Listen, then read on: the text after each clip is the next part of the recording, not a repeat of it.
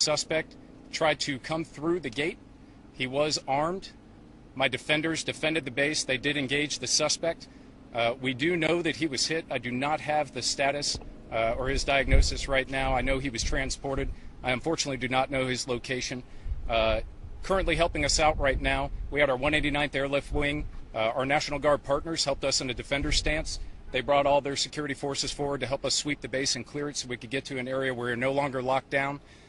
We also had, this will be an FBI-led endeavor, as represented back here. We have Jacksonville Police Department, we have the FBI, and then we have my on-scene commander. They all provided us timely information. The whole incident lasted roughly 2 hours and 45 minutes from the time that we decided to lock the base down to the time that we opened it back up. We do feel that the threat has been mitigated.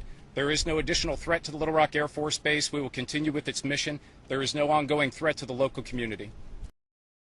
At this time, I'll take any questions you have. Were shots exchanged, or?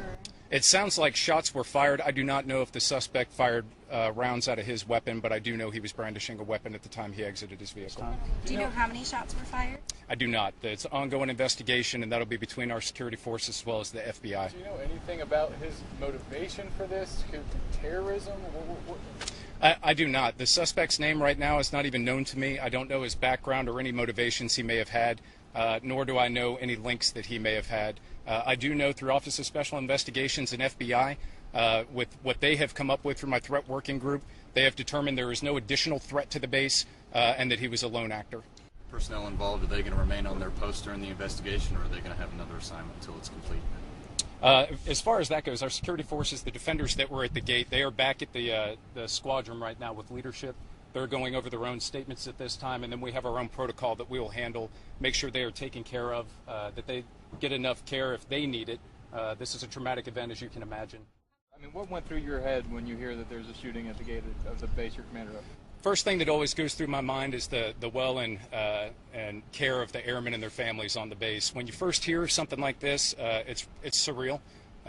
You hear it, you hope it's an exercise, as we often do. We exercise this with our 314th, 189th, and 19th Airlift Wing partners, as well as the 913th, to be on heightened alert and in the event that we have an active shooter. So when you hear it, you think that potentially it's an exercise. Once it is in your mind that it is a known threat to the base, you go through the actions that we're trained for. We stand up our leadership teams, we stand up our emergency operations center, and then we make sure that through our loud voice as well as Facebook and email that we notify all families to go into a lockdown type posture, whether it's in their homes, whether it's in their offices. We had people that were out jogging at the time that we had security forces escort them into the fitness center.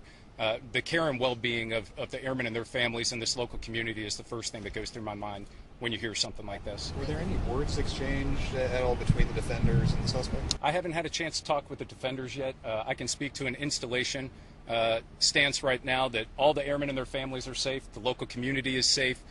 My defenders did their job in defending the base. The Jacksonville Police Department and Mayor Fletcher's great officers that he provided absolutely performed fabulously as a team today. And then the FBI is always just a priceless entity to be able to come here anytime that you suspect that there's a threat to the base and be able to either nullify or verify that there were terrorist intent. So, okay. Thank you for coming out today. Thanks for your information today was great, communicating to the airmen. Everybody was tied into the local networks, and the information flow was actually great because you had eyes on the scene that our airmen were able to see that it was under control, and just seeing that and knowing that our defenders, Jax Police and FBI, were on scene controlling it brought emotions down to a very low level, and they knew that the base was in good stead. So I appreciate y'all coming out today. Right on.